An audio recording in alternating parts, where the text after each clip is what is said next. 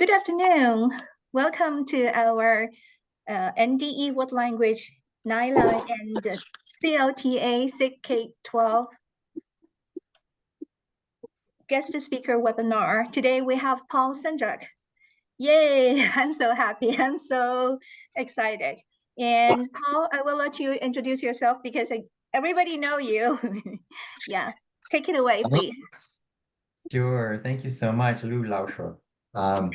I'm Paul Sandrock, and I think the most important part of my learning has been the teaching. I spent 10 years teaching at the middle school level and 6.5 years teaching at the high school level. I learned so much from my students, and I've had wonderful opportunities since then at the Department of Education in Wisconsin with ACTFL to be able to learn with and alongside of many, many teachers around the country and sometimes around the world. And that's what I get to share now are what the lessons I learned myself or the lessons I learned as I watched and worked with a variety of teachers. That's what I bring today. So you'll see on the screen, there is an easy bit.ly link to the workshop Google folder or the QR code. Either way will get you there. And I'm going to put into the chat box how you can easily get a copy of the note taker. If you just click on that, Google will say, do you really want to make a copy? Please say yes.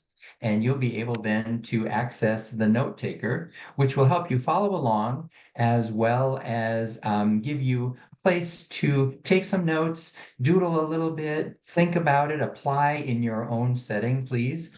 The ideas that we're going to be sharing and exploring throughout our time together today. The other three items that are in that Google folder, there is a copy that you can download. If you're not able to do it right now, you can go back to that folder later and download the note taker. Again, make sure that you don't leave a copy here because I will clean up the extra copies probably in a couple of days. So don't leave yours there. Make sure you put it into your own workspace for you. We have a couple of tasks and another resource there. So I will refer to those when we get to that point in our time together. Oh, Thank you Paul, so much for, yeah, Crystal, go ahead. a copy of the note taker needs access, so it can ask for access. Great. Should be because I gave everyone access. I'm just going to double check my share settings here as we always need to do. The whole folder should now be that anyone with a link should be able to edit. That is correct. I will add that for sure into this share. Yep, it does say anyone with, oh, let's see.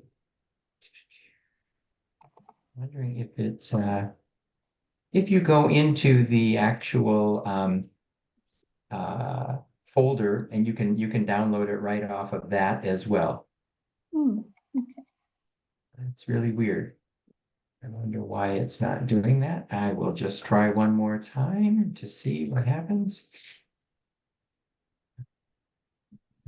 Imagine you are sharing an apartment with some child. All right. Oh, thanks, Kelly, if you were able to make a copy. Okay, good. Oh, okay, that's Yay. great. Yeah. I'll put the link in again there in the chat box. Hopefully, again, it shouldn't need any access. You should have access as editing rights to that. Crystal, are we good to move on? Yeah, sure. Go on, please. All right. Well, thank you again, everyone, for taking time out of, I know, busy weeks. Here it is midweek for y'all. And you've probably just gotten out of your classes. And now we're spending an hour and a half together.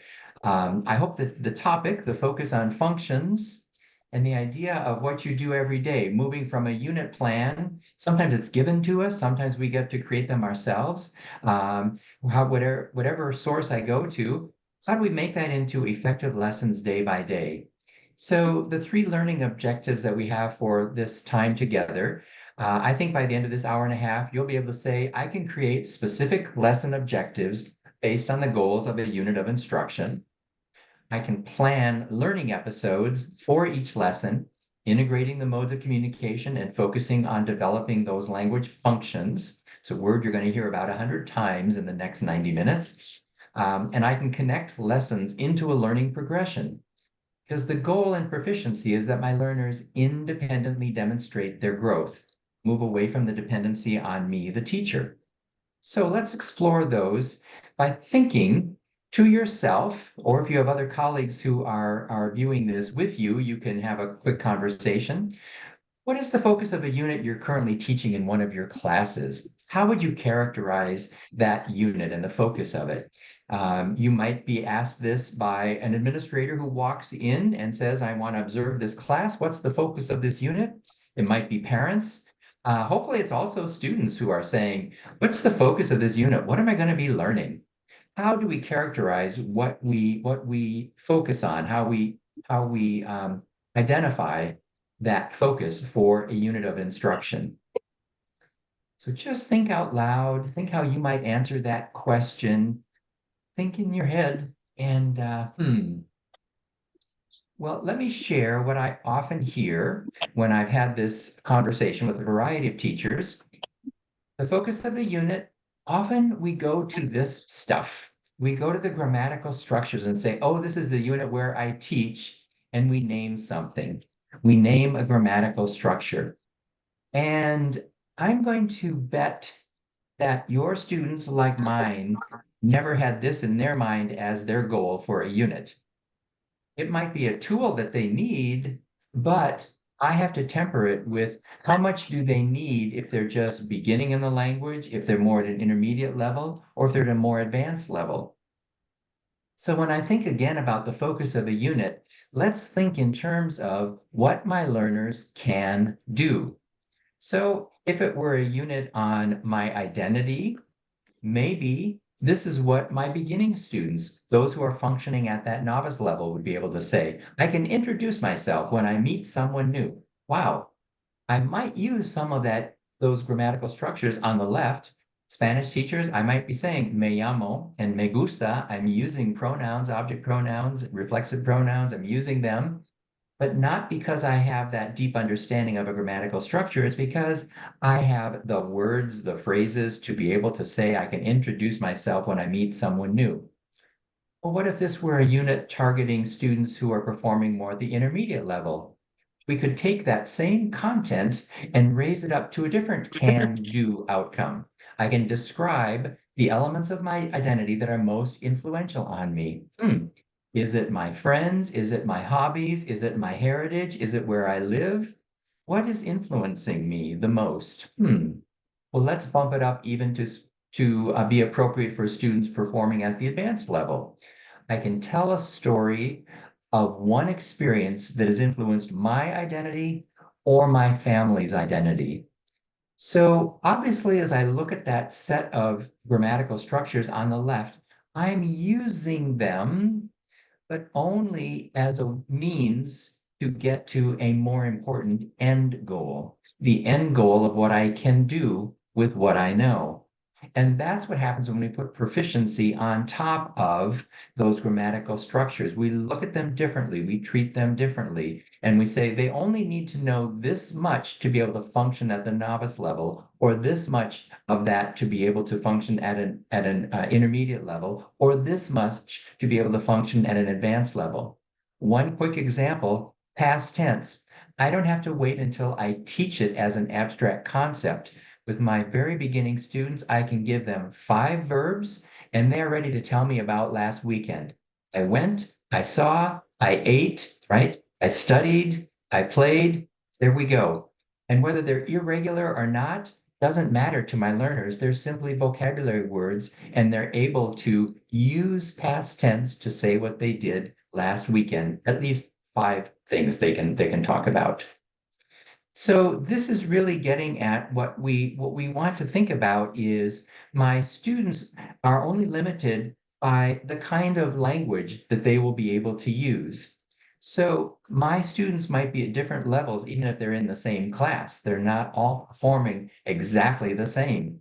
So if my task around this identity unit were something like describe the elements of your identity that are visible and those that are not visible.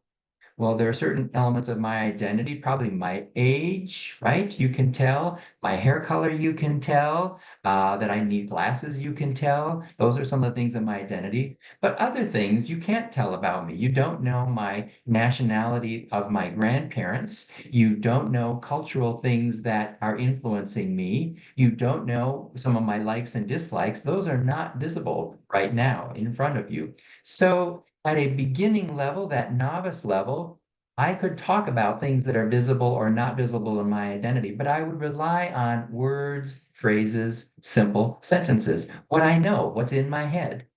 At an intermediate level, I could do the same task, but I would want to set it up so that my learners used intermediate level language, creating a text, creating their product, whatever they wanted to say or write or create in media, using strings of connected sentences, putting those ideas together, starting to connect them.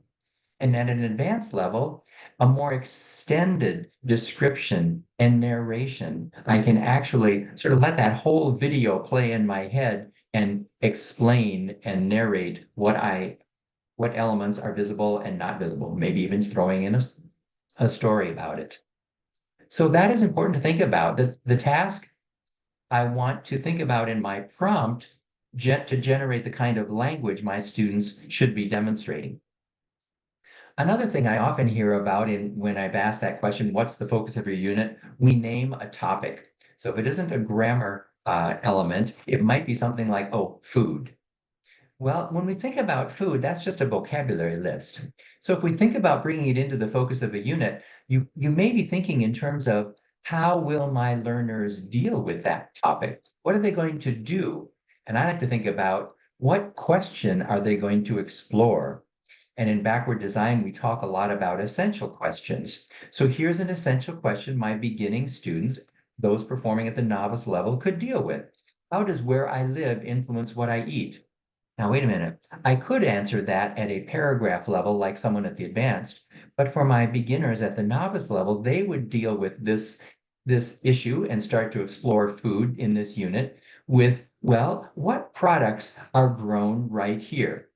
Tomatoes, potatoes, carrots.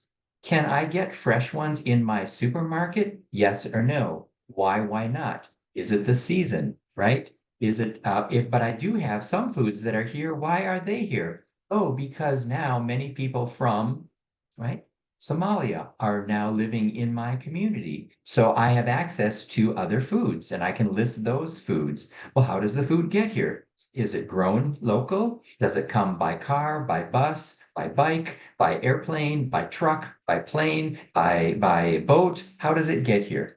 So my beginning students, again, when I think about the focus of my unit, they could deal with food around a question like this with their fairly memorized and predictable language, but they could explore an important topic.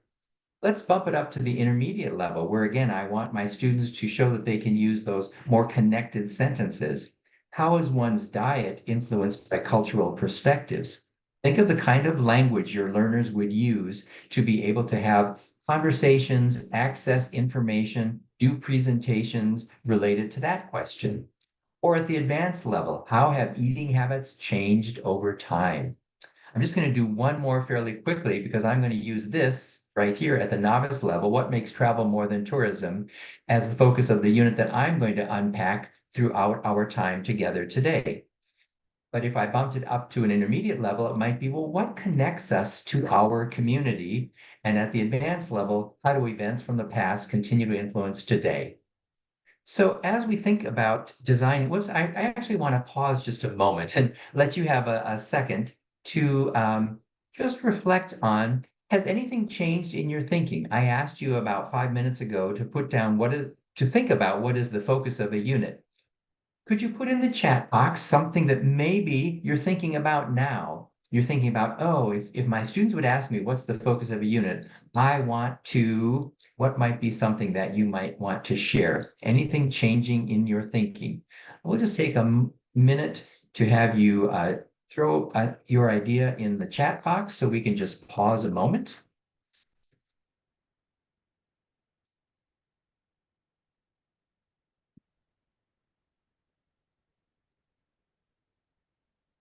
Thanks, Kelly. We're telling about a trip that students have taken. So they're making it very real and important to them. They get to talk about themselves. I really like to bring it back to the students because then they always have lots of things they want to share, right? If it's always about other people, then I have to memorize a lot of facts or I have to explore things that I don't know much about. But if I can start with myself, now comparisons come naturally. My exploration is starting with my own lens and I can expand it out into how might this play out in another culture, in another community. About 15 seconds. If anyone else would like to share how your thinking might be changing.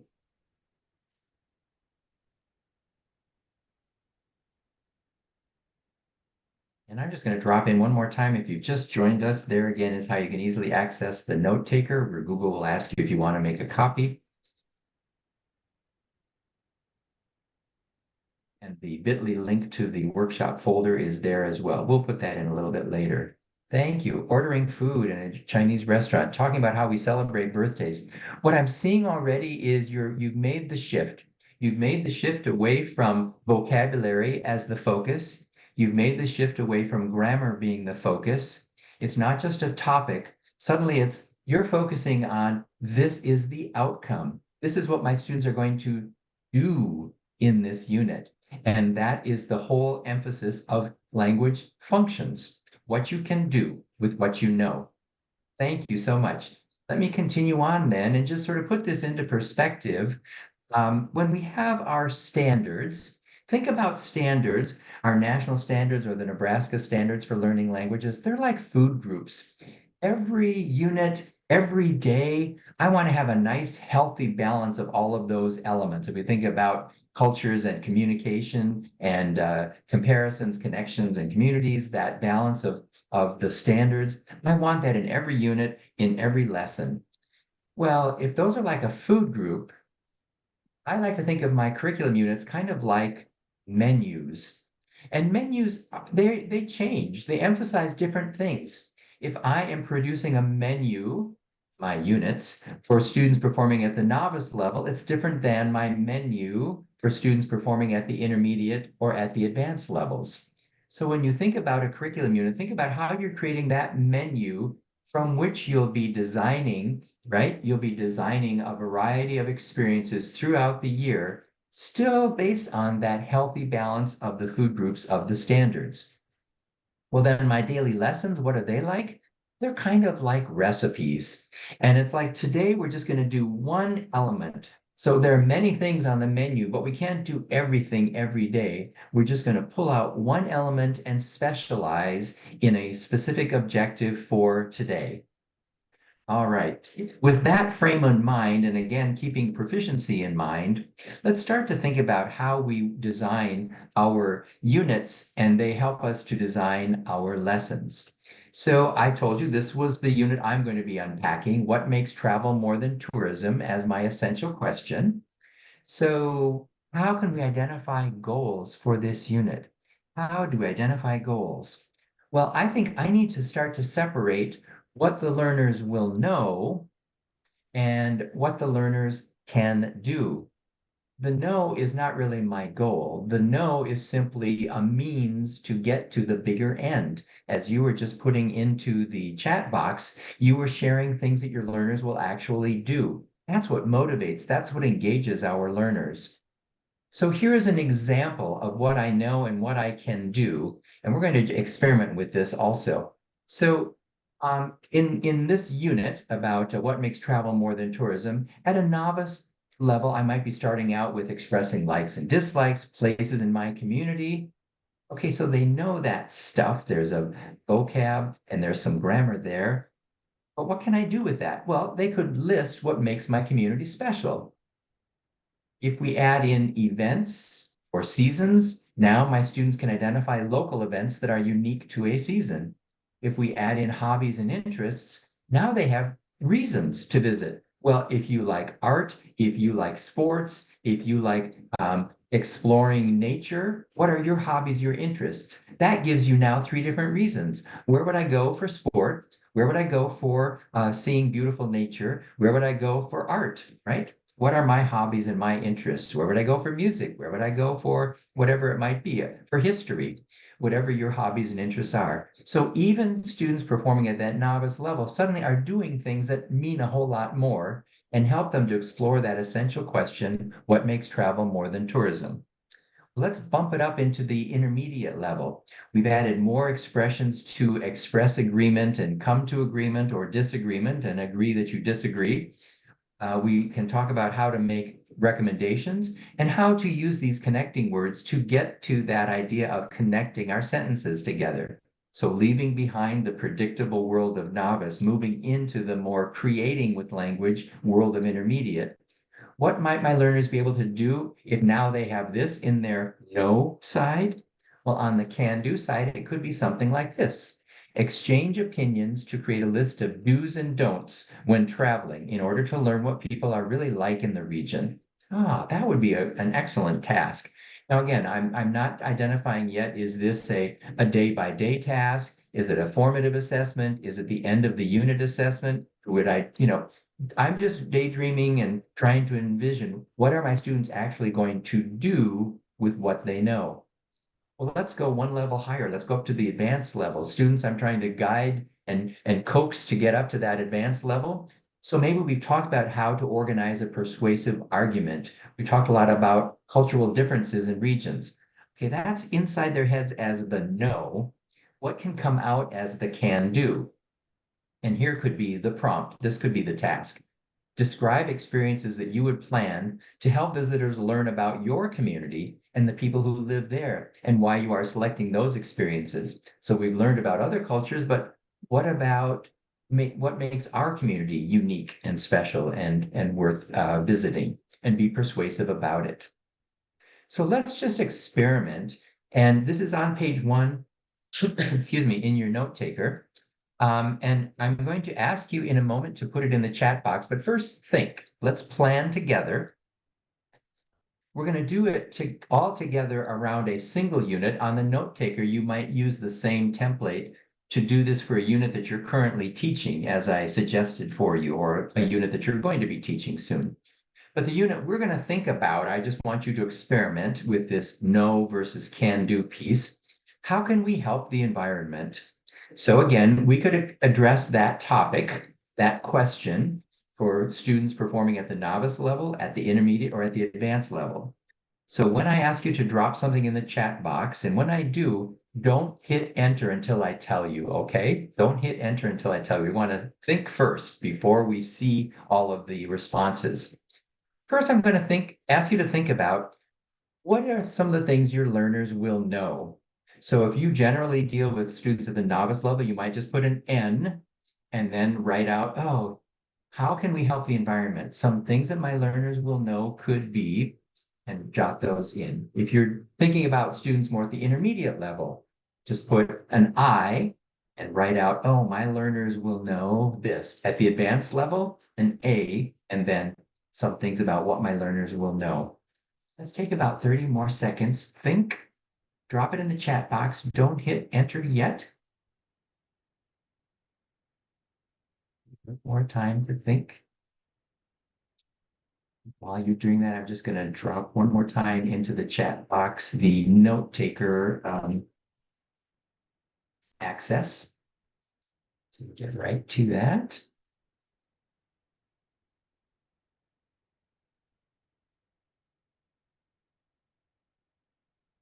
Okay, and we are going to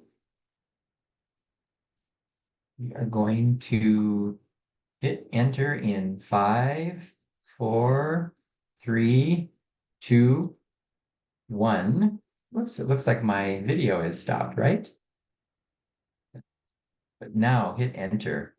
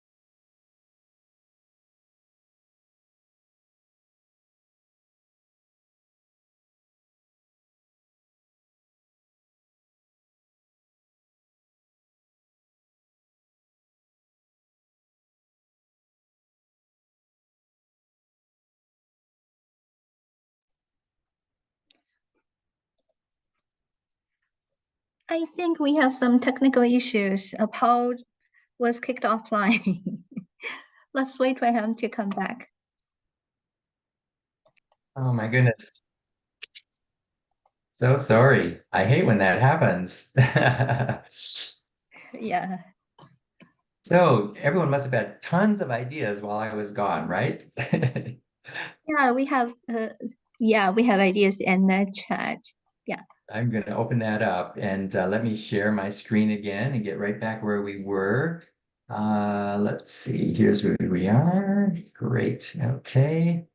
We have And some environment issues such as pollution, water shortage, yes, possible solutions such as less excellent. driving. Yeah. So I need to open the chat. Great. Okay. Oh, now I can't see them. So if you wouldn't mind, here, what we're going to be doing, yeah, since I joined, I won't be able to see that old chat, but if you could help me just by sharing some of the things, Crystal, maybe you or Kelly can share what people said. I had thought of a couple of things for our unit on, and if it was novice, intermediate, or advanced, could you just tell me maybe just two for each if there are a few examples? Yeah. And one is identify different plants, animals, weathers, regions. How And weather which has level changed over did they the years. identify this as novice, intermediate, or advanced? I think it's novice, it says. Okay, And great. Identify animals, how animals have changed. yeah, identify different plants, animals, weather, regions, how weather has changed over the years, changing animal population, types of plants impacted by seasons and areas. Perfect. Absolutely. Absolutely. Any things at the intermediate level Intermediate level, or advanced? Environment, thanks. There it is. I see one there. Thanks, Kelly. Environmental issues, making suggestions. So again, this is some of the no part. Thank you so much. Was there anything at the advanced level in the chat? Thank you. Jinji. Pollution, water shortages, less driving. We'll make another list here, right? Driving, using clean energy, animal adaptations. All right. So we're just brainstorming right now, and we're starting to get a sense of how we could adapt this topic again to different levels, which is really, really helpful. But notice how even the idea of changes, novices could begin to start to talk about that in that very structured, very predictable way, but identify. I only need words and phrases to identify which plants and animals now can grow here and maybe couldn't, 100 years ago. What plants and animals might be able to thrive here in another 100 years? When we look at weather, it's numbers, it's a very, very tight amount of language. I need more language to make some suggestions, and perhaps more if I am advocating for something at that advanced level. So perfect job, perfect job. Let's continue to think now, and let's add in the next part of the equation, which is this is what my learners know, but what might be some of the things that my learners will be able to do? And let's again, now I can see what's in the chat box. That's what I was hoping and planning to be doing, but let's see. Oh, you know what? There, now I had to re-share my screen. Now you're seeing it, right? So here was what we had before. So now think of some things you might add in that far right column. And let's start to put them into the chat box. And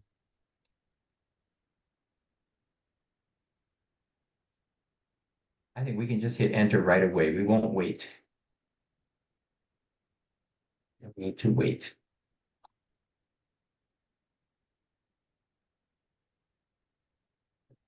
ideas you might have. Right. And Kelly's was at the advanced level. Whoops, sorry. Let me go back here. I have it. Is it advanced?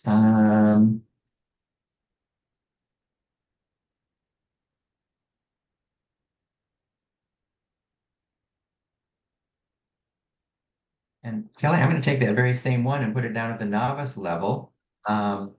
Make a list of things we can do in our school and in our community to help the environment, right? You make a list. Maybe it's not a brochure. Create a public service announcement. That would probably be requiring some more connected language, right? So I'm thinking that might be an appropriate task to put at the intermediate level. Create an infographic. Thank you. I'm seeing Han, Nguyen, make an infographic to maybe to be persuasive. That's something that we could do. Your thinking is exactly where I was hoping it would be. We're able to separate what we teach on the left and what we want our students to be able to do on the right. And this is really helpful as we think about now moving into our daily lesson plans, because sometimes they get stuck in the know and there's never a to-do part of it. So it's really important to be thinking along these lines. And thank you for the other items. I will add more to this as I have a chance to look back at the chat box later. So, again, and what you have in your note taker is a way that you can do this again in a unit that you are currently teaching to do the same kind of thinking. We modeled it around what I can do to help the environment. You have other topics, other essential questions that you are exploring with your learners. Let's dig a little deeper now into this idea of functions. You're getting the idea clearly that the functions are what we do, right? And again, Crystal, let me know if you're not seeing the screen or you're not hearing or seeing me. And we should be, I think we've taken care of the technical issues, so we should be good. All right, excellent. So the key language functions in that interpretive mode, when I'm taking in something, I take it in, I process it or interpret it, and then I do something with it, the analyze. So when you think about understand, interpret, or analyze, that is the key language function in the interpretive mode, whether I'm listening, reading, or viewing something in different kinds of texts. In the interpersonal mode, these are the kinds of language functions. These are the overarching language functions, exchanging information and ideas, expressing, Right. reacting to, and supporting the preferences and opinions, or meeting my needs, addressing a situation. In the presentational mode, first two are identical. Instead of exchanging information and ideas, we are giving them. We are informing, describing, explaining. Instead of exchanging our preferences, we're giving our preference, our opinion, a persuasive argument. And one that's different in the presentational mode is that idea of telling stories, narrating my life, my experiences, different events. So those are the key language functions. And one of the items that I put into the Google folder comes from the actual publication, The Keys to Planning for Learning. It's an appendix in the back, and it creates these wonderful function lists of verbs that really help me think about what is it that I want my learners to do.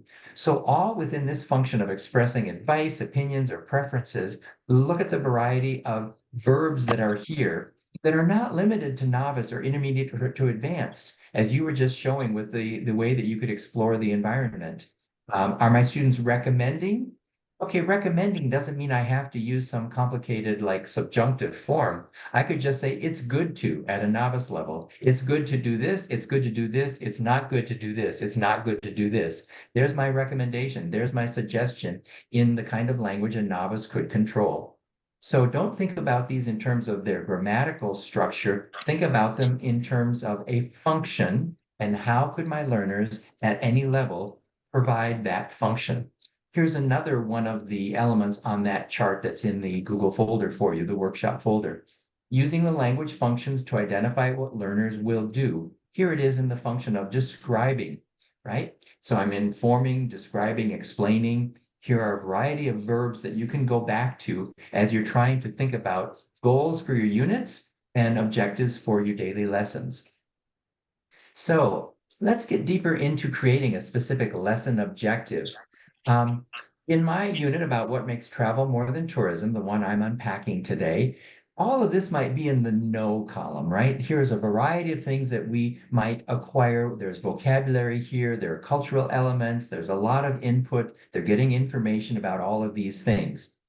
Well, if I go to those function lists, I might say, here are some things I want my students to do by the end of the unit. Describe, classify, express preferences, debate. The challenge is those very same goals I could use for my daily lesson objectives. By the end of today, you will describe, you will classify, you will express a preference about, you will debate. So what's the difference between my unit goals, that daily, that menu across many weeks, and my lesson objectives, the recipe for today? Well, this is one thing we're going to be doing now in breakout rooms. And I'm going to put into the chat box the link directly to this. If you haven't opened up the Google folder, not to worry. The link to the task is about to appear in the chat box. So here is group task number 1. If you're already there, great. You can click right on it. It's in the chat box now as well. And we're going to create, let's see, there are 23 of us. So we're going to create groups of about 3. So we're going to set up 7 rooms here. We're going to set up 7 rooms so that you can look at these particular phrases and decide.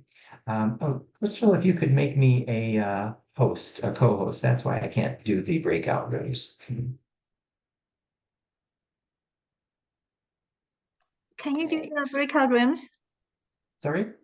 Oh, I mean, you are co-host. You are able to do the. Did you make me one again when I came back in? You have to do it Okay. again. Sorry. You Yeah, that's all. Thanks. Then I'll be able to see it. just a minute. No worries. So as you're looking at that Google set of Google slides, soon you'll know which group you're in by the room that you are in. And what you see here, the 8 items, are different phrases. Some of them might function better as unit goals. Some might fit better as a lesson objectives. All right, and so we're about to go into some rooms. And when you're there, go to then the matching Google slide and just check off which ones do you think are unit goals and which ones you think are lesson objectives. We're only going to take about 5 minutes, so be kind of quick. And about every couple of minutes, I'm going to send you a little hint. Okay, so be watching for some of those messages. There you go. And you should be able to get right into your rooms. All you can do is join them. Great. And again, I'm going to close off in when it's about 5 minutes.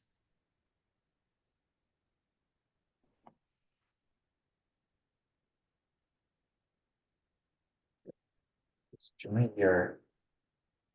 if you have any trouble, you can just unmute and we can try to help you.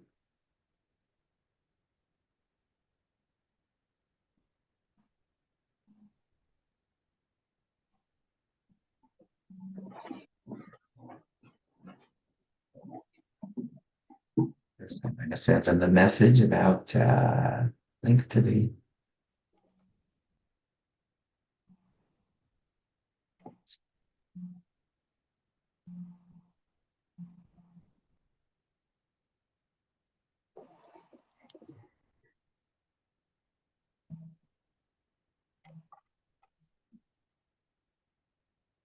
Confusing.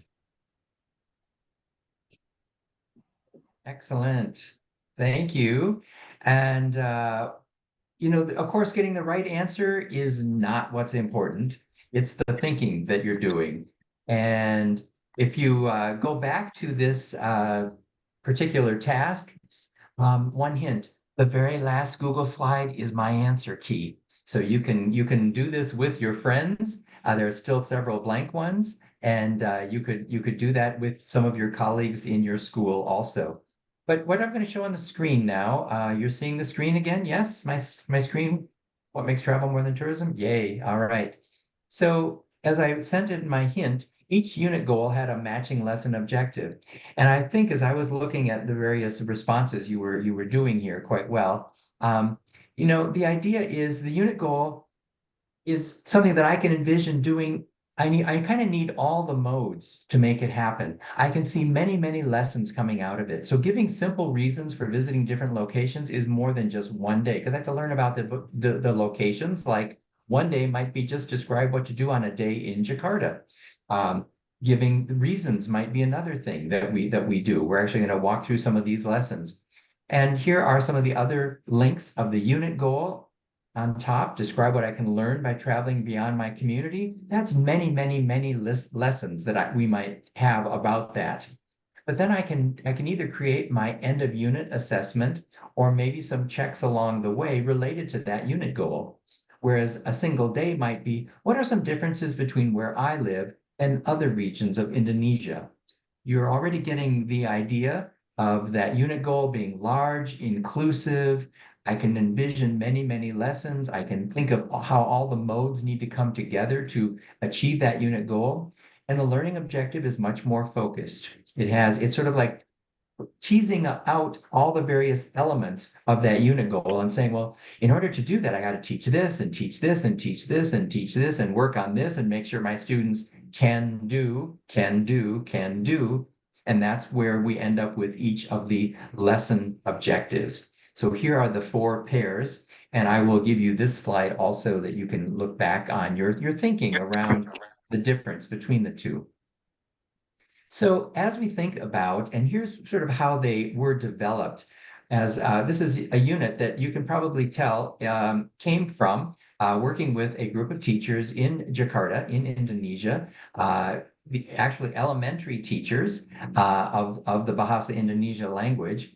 And so they were dealing with novice students. They were trying to push them up towards novice high. And as they thought through the 3 modes, it helped them think about some of those unit goals that you were just looking at. And as they were looking at trying to get an effective unit goal, they wanted to start with a language function and then just put it within the context of that unit. And that's why you see all those function verbs underlined here in those unit goals. So as we think about this unit, here were those unit goals: identify experiences, give reasons, recommend things to do, describe what I can learn, and explain how to be a responsible ecotourist. So then they really started to think about, well, what would be evidence of achieving these unit goals?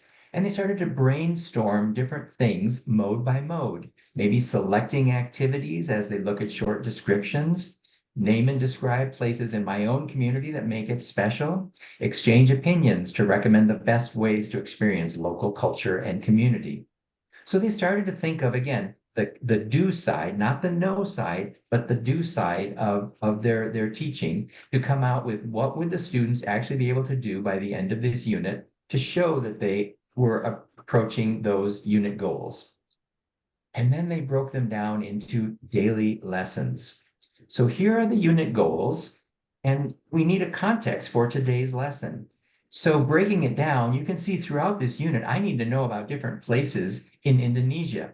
So one day's lesson context was all about places where they could experience the real Indonesia, not where tourists go, but where people really do to get inside the culture and understand Indonesia. From looking at those unit goals, they then started to identify some specific lesson objectives day by day. So they said, well, let's see. One of the things we could do is identify experiences that I want to do to connect with local people. That could be a day's lesson about experiencing the real Indonesia.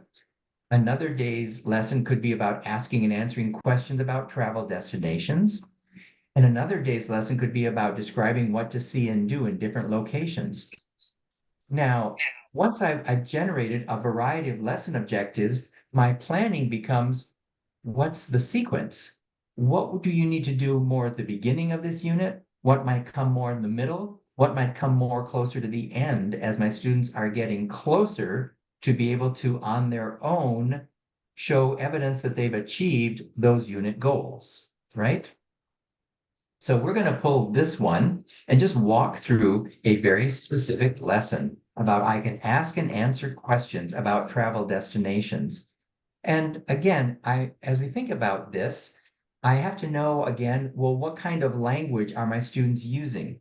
So as I break down those can-do statements, the necessful, actful, can-do statements, this is what my learners at that novice level are doing. If they're performing at the novice level, this is the characteristic they have. They can ask and respond to kind of more practice. Maybe they're trying to stretch and come up with some original questions.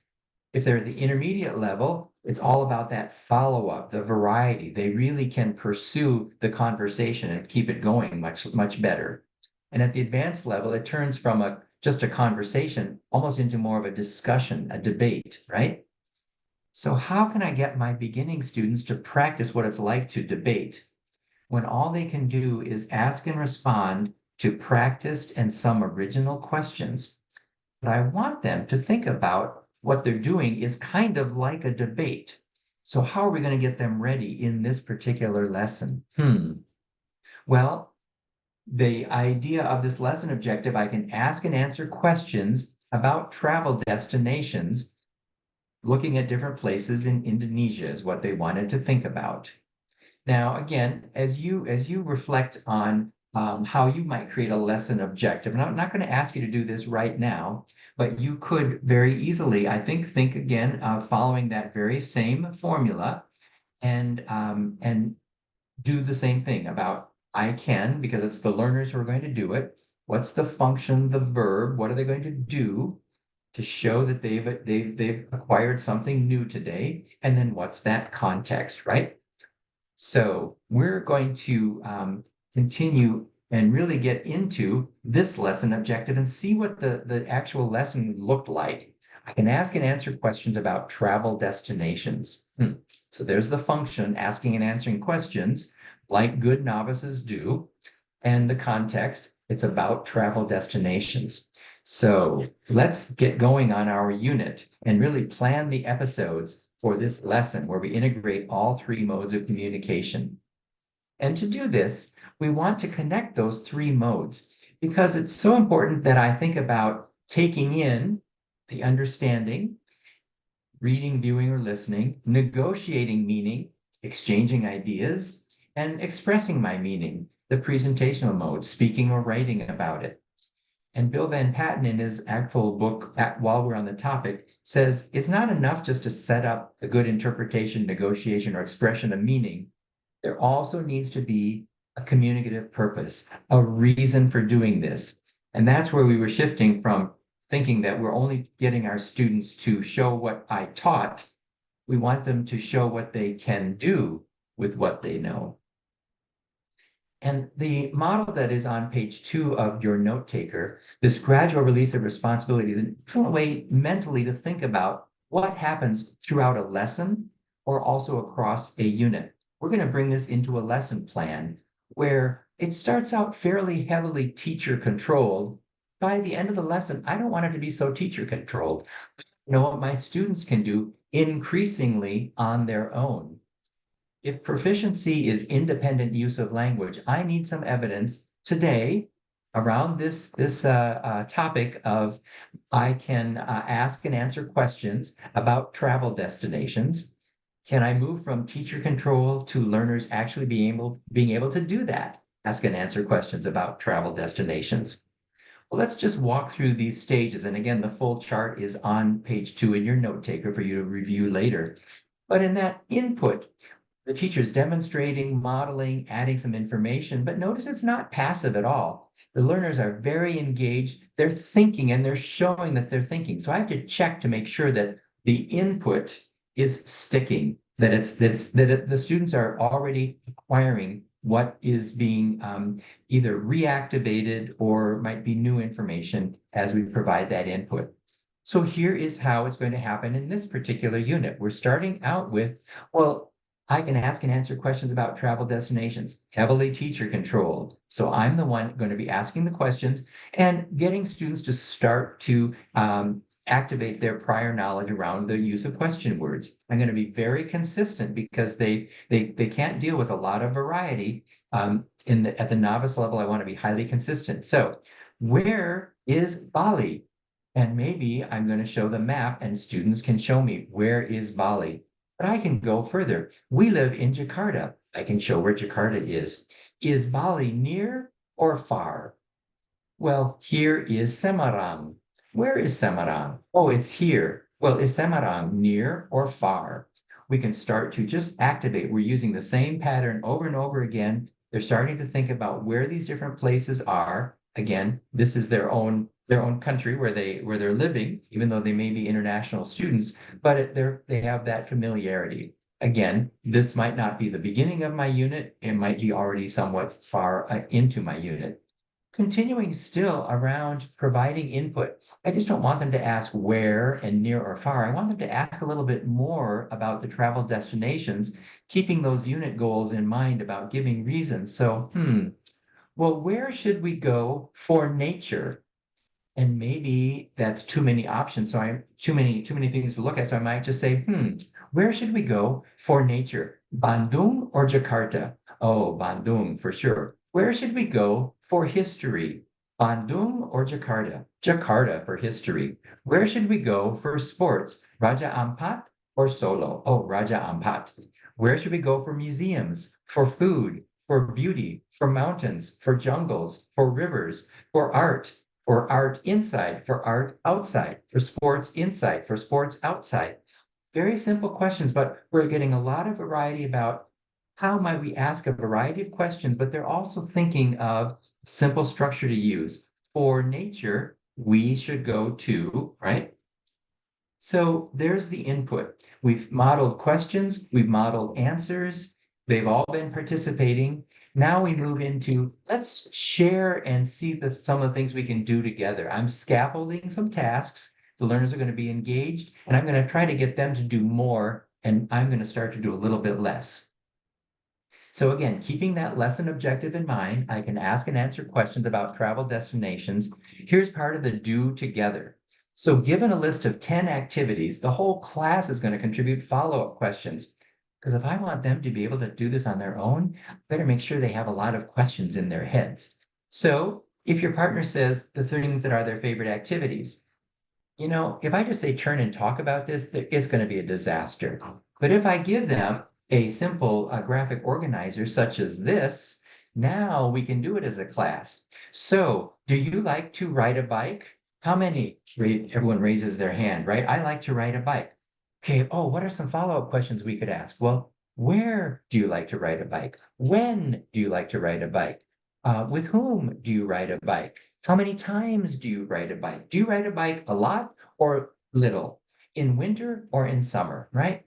So the whole class is contributing follow-up questions. Okay, how many of you would say, I like to walk in the rainforest? Great. Okay, everyone else, what are some follow-up questions we might ask?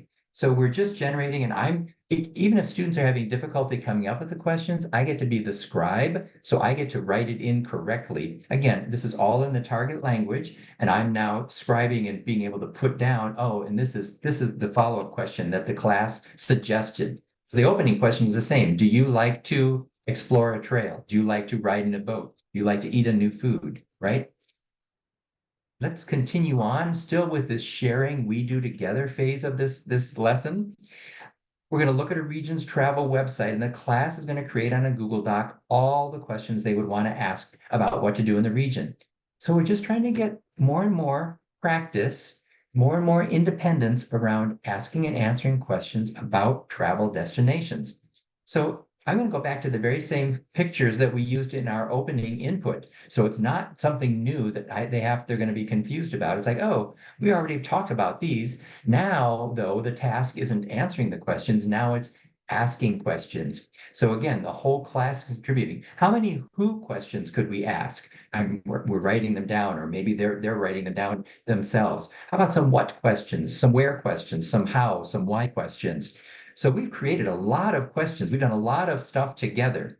I think we're ready to move into the third phase of this gradual release. Teacher portion, notice, is getting even less. The learner portion is getting bigger. Now they're going to do things in pairs, in small groups. And I want to make sure that they're able to do this before we get to the independent use of language. So they're going to do it collaboratively, though. They still have each other to help out. So in this phase, it might be that I show a 1-minute video and with a partner now, brainstorm how many different questions you could create to explore each question word. Oh, these are the question words we've been using all lesson, throughout the whole lesson. We're good at this now. My partner and I, we've got this. We can totally do this. So we watched this 1-minute video. We brainstormed with the partner how many different questions we would create to explore each question word. Great. Let's do some more things collaboratively. I don't think you're quite ready. We're not quite at the end of the lesson yet. One more thing. Imagine the conversation between two people in photos living in different regions. Write down the questions that each person will ask, not the answers. How might the conversation flow? How might the conversation flow? Well, you could probably start out with, well, Let's see. where are you, right? Where are you? I'm in Jakarta. I'm in Alaska. Right? We're not trying to answer the question, but that's a logical beginning. Where are you? Then it's like, what's the weather like? What are you doing? What can you be outside? What do you do inside? How do you get to school? Right? I'm just looking at these two people having a conversation, one in Jakarta, one clearly not in Jakarta. And we're just asking questions to identify how the conversation will flow. All right. So we have done all of this work. We provided the input. We had a couple of tasks there, a couple of tasks where we were doing things together as a whole class, generating lots of questions. Now in pairs and small groups, they've been coming up with questions. I think we're ready for the end of the lesson where I'm just going to provide feedback. I'm providing the prompt and the learners are applying their new language, independently producing language to accomplish a meaningful task. And here's what it's going to be. It's going to be a debate. Remember when I said, how on earth are we going to get our students that are performing at the novice level to hold a debate? This is how we can do it. We walked through all of these activities, and now this is what they're going to debate. To really get to know Indonesia, you have to get outside of Jakarta. Oh, you're going to discuss this with a partner to see if you're on the same side of the debate. Do you agree with this or do you not agree with this? Oh, yes. To really get to know Indonesia, you have to get outside of Jakarta. I can just read that over again. I agree. Why? Where would you go for nature? Where would you go for sports? Where would you go for beauty? Where would you go for museums? Well, I think it's more important to find, right? So there are with their limited language now, they're able to have this debate. They've asked a lot of questions. I think they're going to be successful. Let me just pause and see if there are any comments or questions you have. You can either drop them in the chat box or voice them, please, about this gradual release of responsibility. Just double checking. I'll pause a few seconds if anyone has a question you'd like to voice.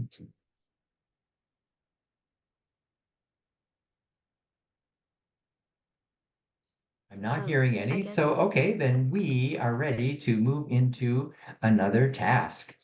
And this is where you're going to be doing, sorry, was there a question? Yes, I just had a Thank quick you. question.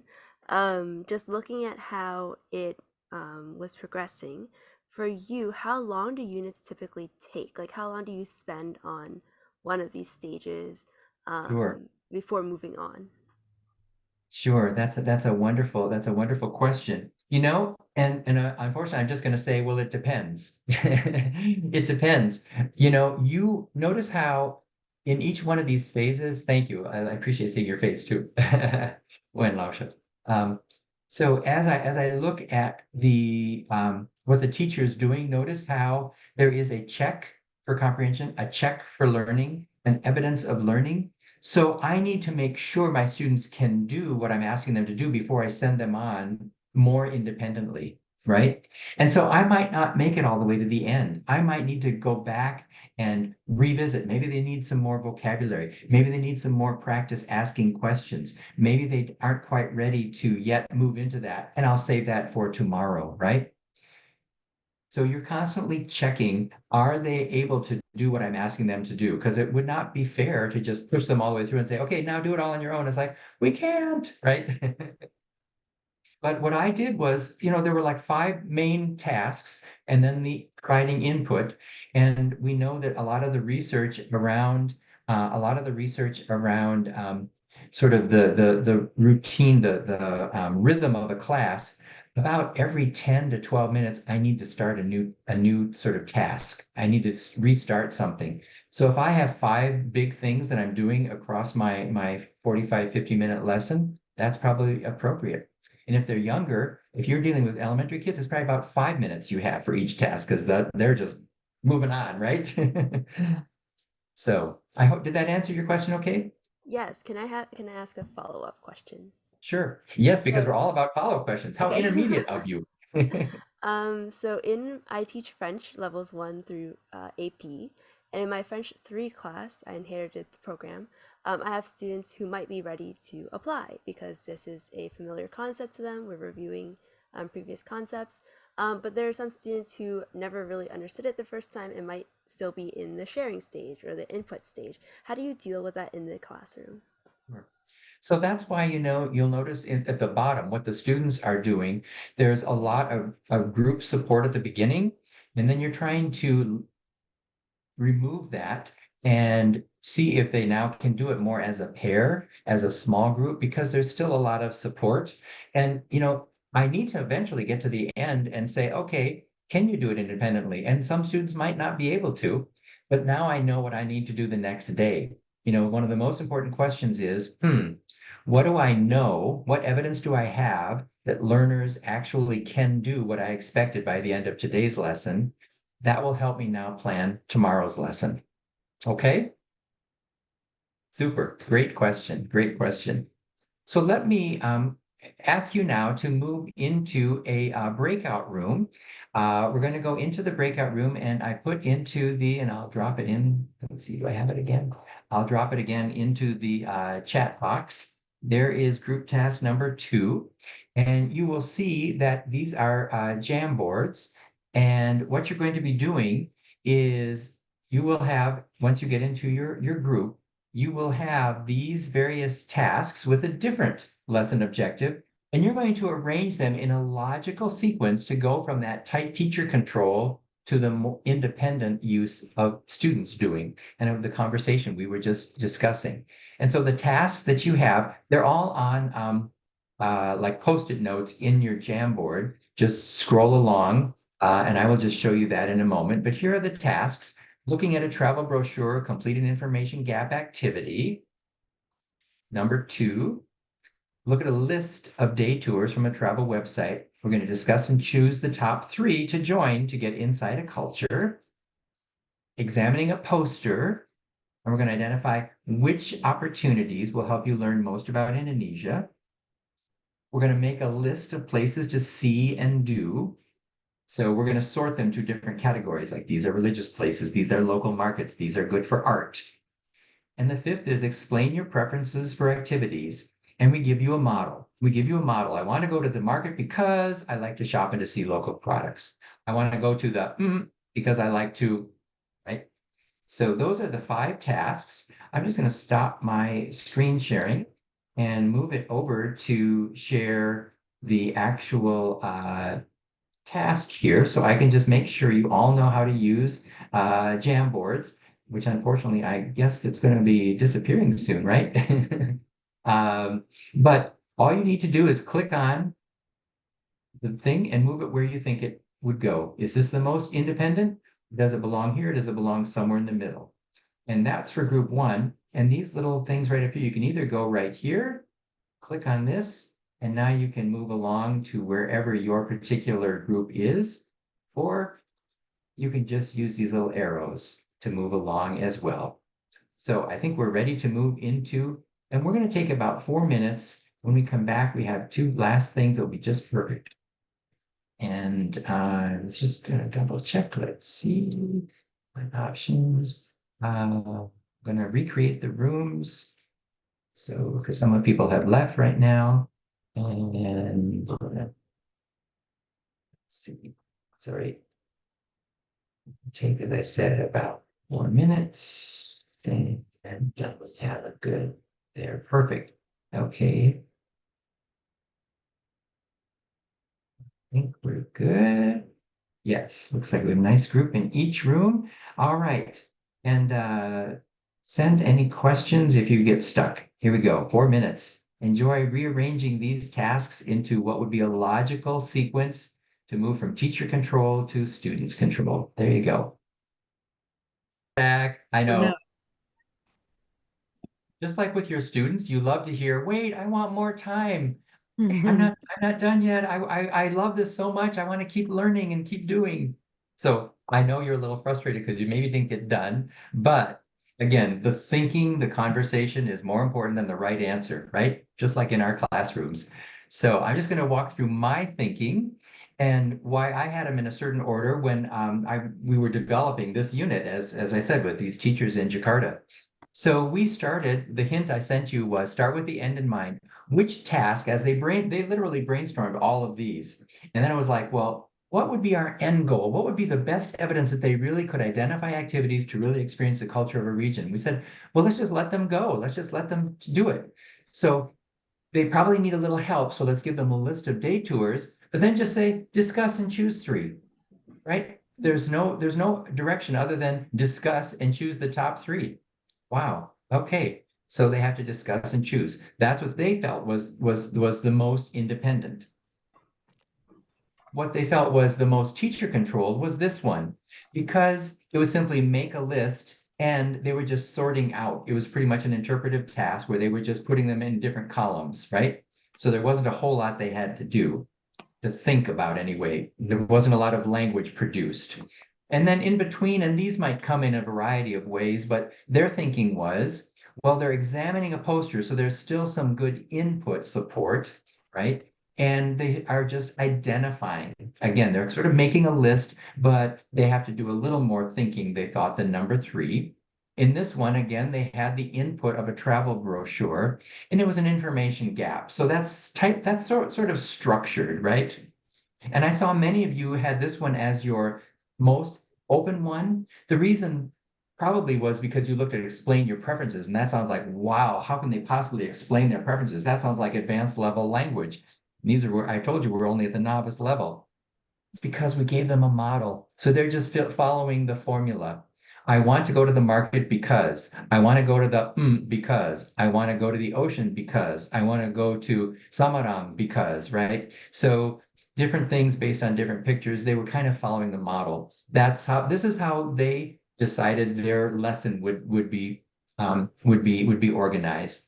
There's no perfect formula. Again, you know your students, you know what prior knowledge they have, you know what's new, and you know what you've just really activated the most with the input phase. But it's that idea of gradually moving from teacher tight control, less and less of that, and more of the student control and the student being able to show what they can do. So that's how you would plan a learning episode. So the last thing I want to share in the 7 minutes we have left is to think about connecting lessons into a learning progression. So as we go back to those unit goals, we think about how my lessons day by day connect to form that learning progression. So here might be one of those daily lesson objectives that you saw earlier. I can describe what to see and do in different locations. That was one logically at the beginning of the unit.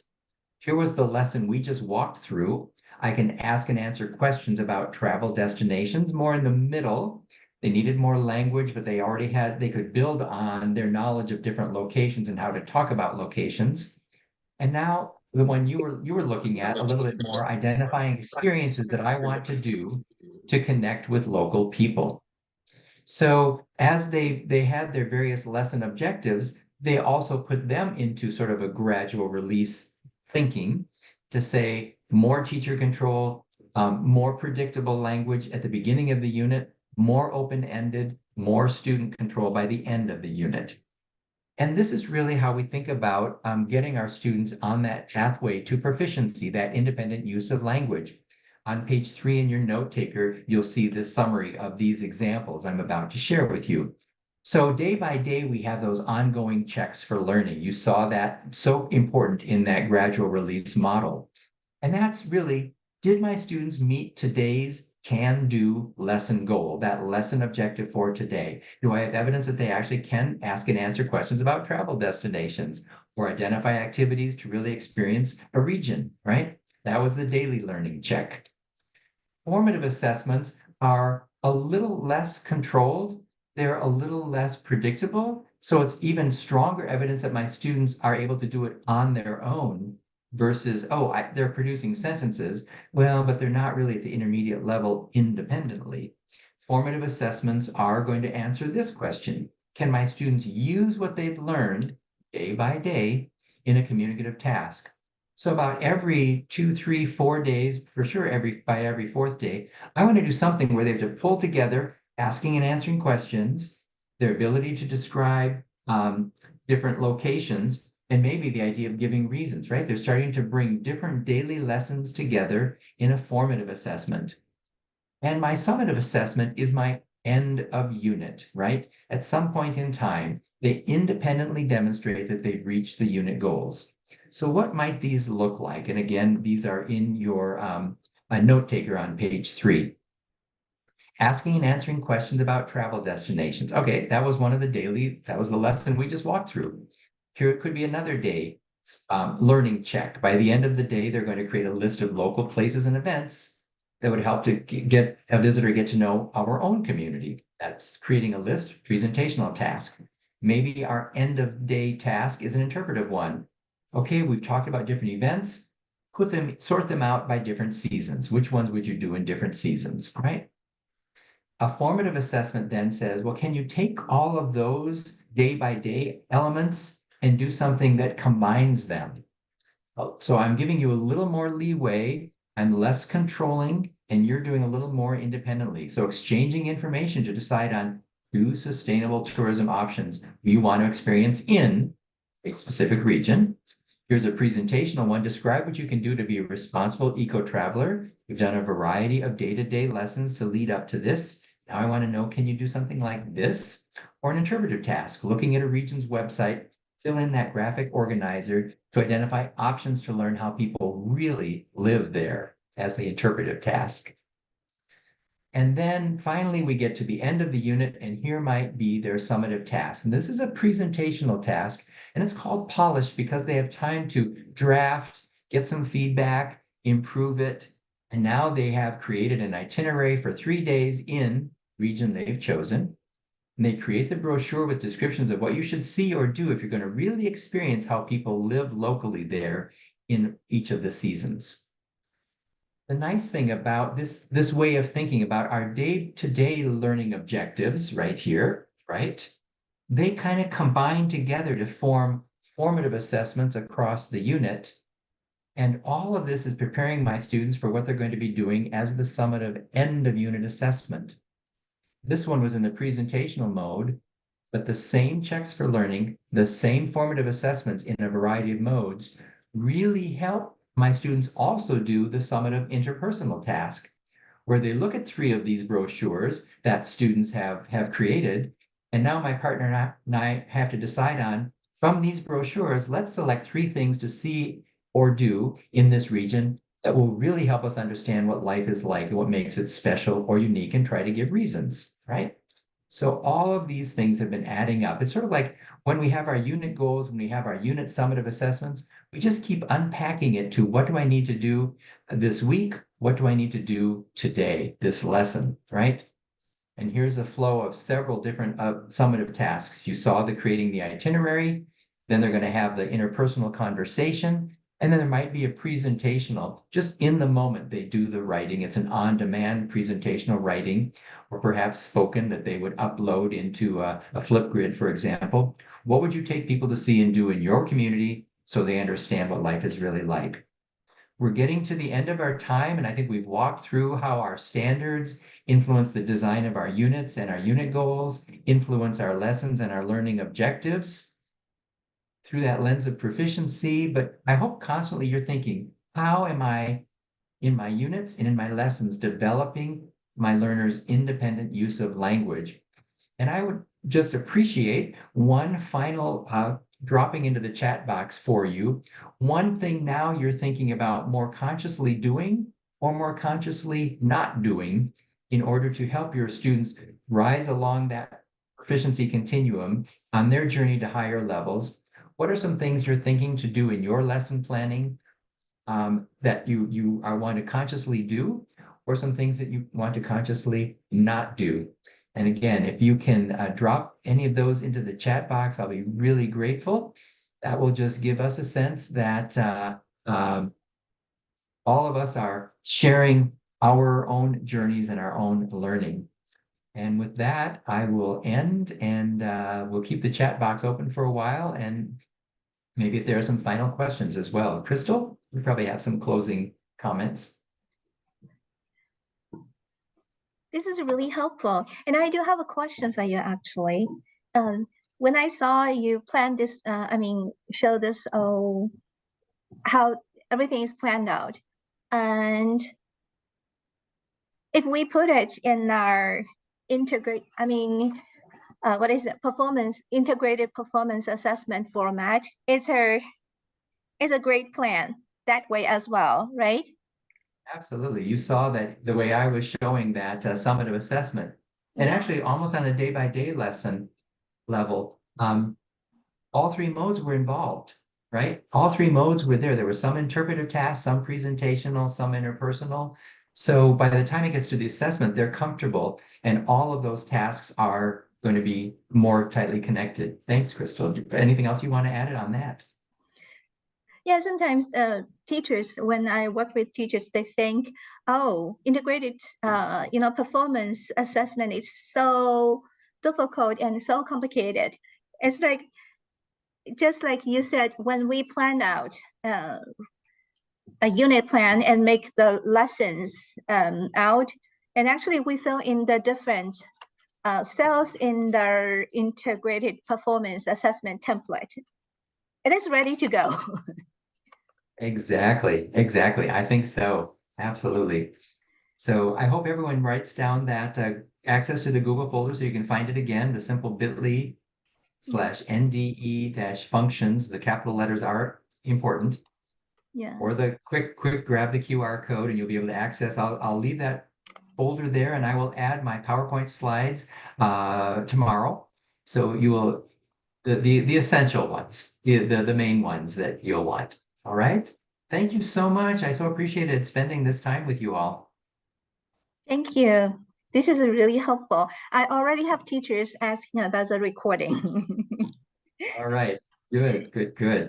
And again, I Yeah. encourage you, you can take, the tasks that are in the Google folder, you can take the slides and you can have the same conversation with colleagues in your school, in your district, in your region. I know many of you are isolated and teaching all alone. You're the sole language program, but it's a great way to get support and explore these issues further. Thank you Yes. so much. Yeah. Thank you. And I really appreciate your you put it to use gradual release of responsibility and show how teachers can gradually release more responsibility to students, and how students make progress and becoming more confident. That's really important. Sometimes it's like, yeah, we are giving students some tasks, but there are steps missing, and we are not prepare them well enough. There might be more scaffoldings there. Yeah, this is really helpful. Thank you. Appreciate that. Thank you, Crystal. So it's not, it's sort of a formula, but it's also gives you a way to reflect on, why didn't that lesson go the way I wanted it to? Wait, maybe they needed a little more input. Wait, maybe they needed a little more group time before I sent them off to do it independently. Wait, maybe there wasn't enough scaffolding and support, right? So it just gives you a way to think through and do reflect on what you want to consciously do next time and what you want to consciously maybe not do next time. Yeah, this yeah, Thank this is you. really helpful. Yeah, thank you very much. Thank you. I really appreciate your webinar, and this is absolutely much better than I have expected. Although we have technical issues. I know. All This is right. great. Thank you. Take care, everyone. Thank you. Have a nice evening. Bye.